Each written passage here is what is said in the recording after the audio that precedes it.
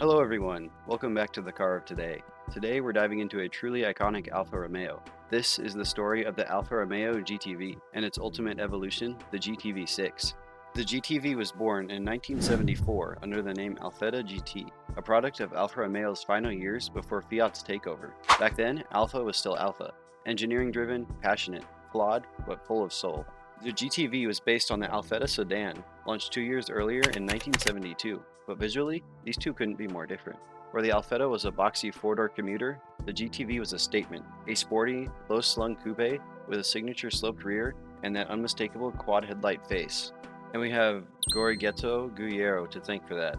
The GTV's design is a timeless piece of automotive art.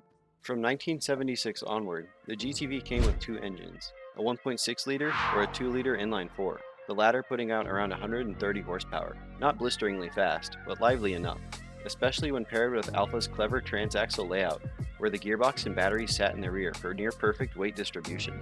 In 1981, Alfa gave the GTV a facelift. Out went the shiny chrome, and in came the black plastic accents of the 80s.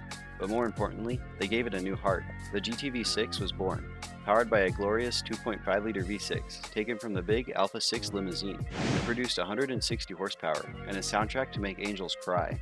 There was a small problem though. The V6 didn't quite fit. Alfa's solution? A unique bonnet bulge, often called the hump.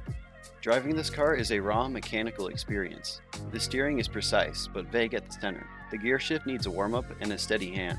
This car was also often driven with something called monkey posture. And don't be fooled by the sporty shape. The GTV is surprisingly practical. The boot is spacious, and rear seats are usable. This was a real family GT back in the day. Fun fact, it's almost exactly the same width as a modern Fiat Panda. Despite all its charm, the GTV couldn't save Alfa. In 1986, Fiat took over, and by 1987, production stopped. Out of the 135,000 built over 13 years, few survive today. Rust and questionable modifications have claimed many.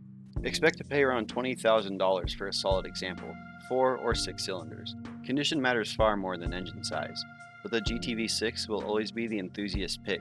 This car also seems to have decent modding capability, but that's a topic for another time. So whether it's the raw charm of the early GTV or the muscle and melody of the GTV-6, this Alfa represents something rare, a time when imperfections were a part of the magic. Thanks for watching, and I'll see you in the next one.